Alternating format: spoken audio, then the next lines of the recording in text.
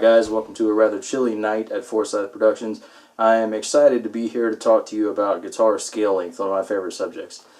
It can extremely alter the way you feel, your hands feel when you play a guitar depending on the scale length.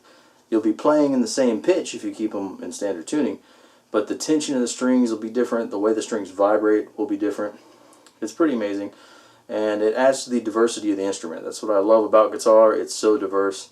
And to even be able to add diversity to the feel of an instrument or instruments is exciting to me. Maybe I'm a guitar nerd, I don't know. Anyhow, I'm a nerd any way you slice it. So anyway, guitar scale length is simply the distance the strings have to travel from the nut to the bridge of your guitar. The distance they vibrate across. That's the scale length.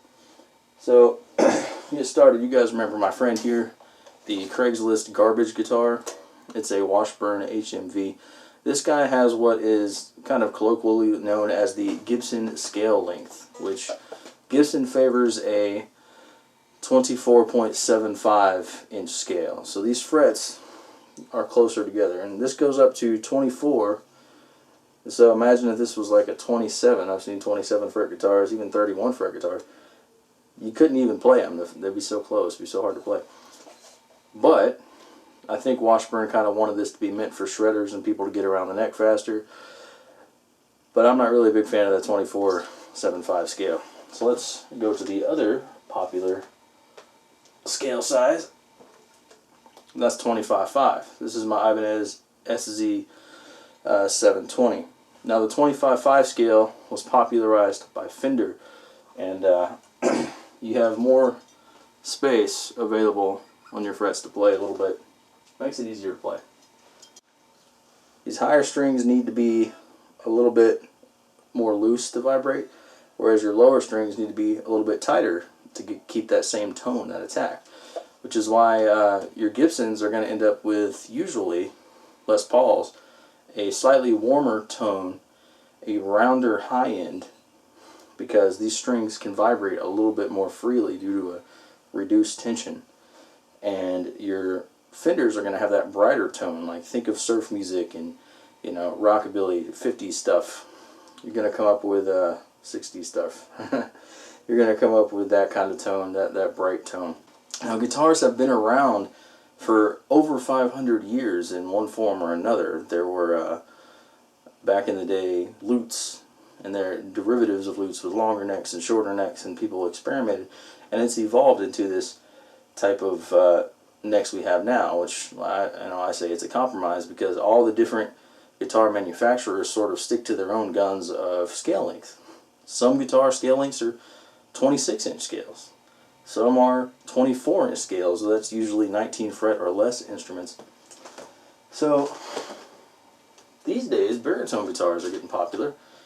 And this is my baby right here, my Halo Morbus. It's first run, old school custom shop Halo before they started getting popular.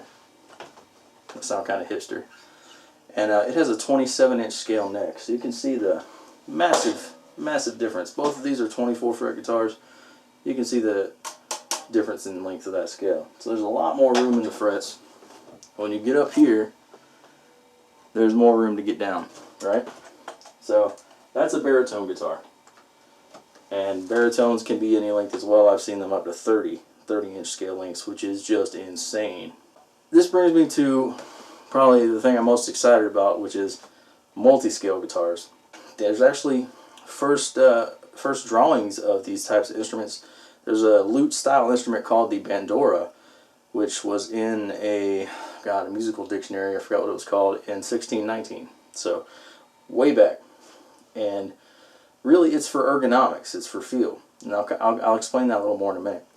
But like I said, your lower strings need more tension, your higher strings need less. So how do you get that? You know, the main guitar makers out there, your Fender, Gibson, Ibanez, for the longest time, had compromised and given us parallel, frets perpendicular, parallel to each other, perpendicular across the board. But this right here is my new Agile 7-string, or Agile, however you want to say it. 725-27 Pendulum Pro. A beautiful guitar, and if you look at these frets, super cool fan frets, but there's a lot more to them than just looking super cool. This gives my lower strings the tension they need, and I keep this bad boy in drop A.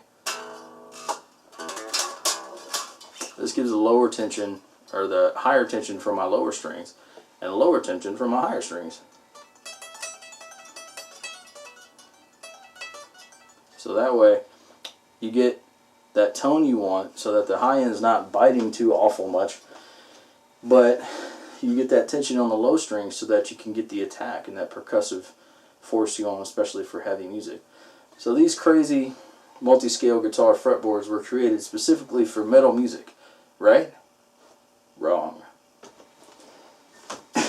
In the late 70s, a man named Ralph Novak hung out with a lot of, he was a guitar builder and just creator of everything. He hung out with a lot of jazz musicians and blues musicians who had different demands for the instrument, things that it couldn't really accomplish, couldn't really do. And so he built Novak Guitars, his company, Novak's Guitars. And in 1989, he patented the fan fret system, which is what you saw over there. So that allows not only the tension change as we've discussed and the tonal changes that we discussed, but it also helps eliminate overtones. To me, the most innovative thing about these instruments is the fact that it's ergonomic. And you may not really think about that, but look at your hand. See how my fingers spread out? So I'm playing guitar and my fingers are spread out. But as my fingers come into my hand, you can't keep them spread out easily. They want to naturally come in like this. So as I'm playing guitar, my higher frets are wider and my higher pitch frets down here are closer together. So your hand just naturally follows that. Your wider spread here, and your fingers are closer together down there. So as your hand goes across the neck, I don't know, it feels better. Almost as long as there's been guitars, there's been multi-scale instruments out there, but it didn't really catch on. In the 1900s, there was a traditional folk composer and musician named E.A. Edgren. He patented a multi-scale fret board back then, but not necessarily just for guitar, because guitars weren't super popular at that point. That was when classical and Spanish guitars were first really getting big, and he patented, his patent wore out in the 70s. There was another guy who did it, I can't remember his name, but Ralph Novak is really the guy we could probably all thank and look back to in the 80s for sort of inspiring probably the modern movement. And maybe it was brought back because it looks cool, but the truth is the tension feels better. It's just a better playing instrument. And if you've ever played an electric guitar with a non-wound G string, it feels a little tight. It's not the same on this guitar.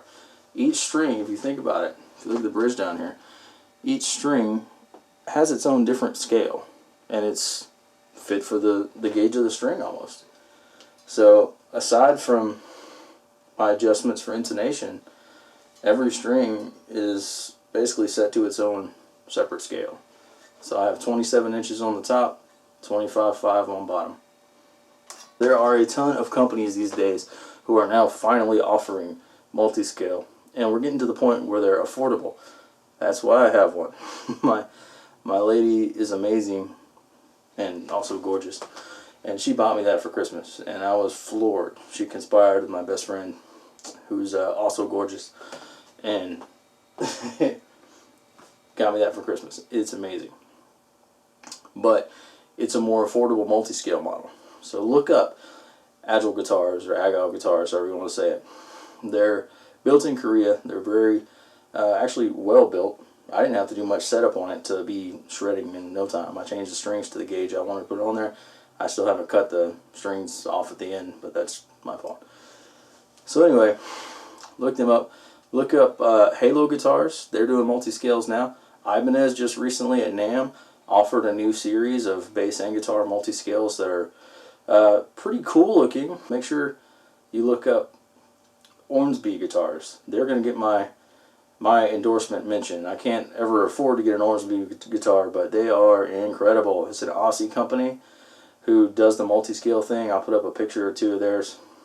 And not only is there craftsmanship there, but the finishes this man comes up with for these guitars, they're phenomenal. They're just, I haven't seen anything like them. There's a ton of glossy, pretty guitars out there that are quill top and this, that, and the other, but he goes above and beyond, and it's just incredible looking stuff. I hope this kind of opens your eyes a little bit to multi-scale guitars, and maybe maybe helps you decide to go out and try some. If you get the chance, play one. If you want to play mine, talk to me. We'll set up a play date. Other than that, there's another type of fretboard I have not gotten to play, and I believe it's called a torsion neck. They're kind of like unicorns right now. They're very, very hard to find. The neck is actually twisted all the way down, but it is ergonomically sort of designed for the flex of your wrist. And every guitar I've seen that's been made that way, I'm sure has insane mathematics to make sure it works right and keep fret buzz down. But they are incredible looking guitars. I'll throw up a picture of a cool bass I found. But anyway, keep playing, guys.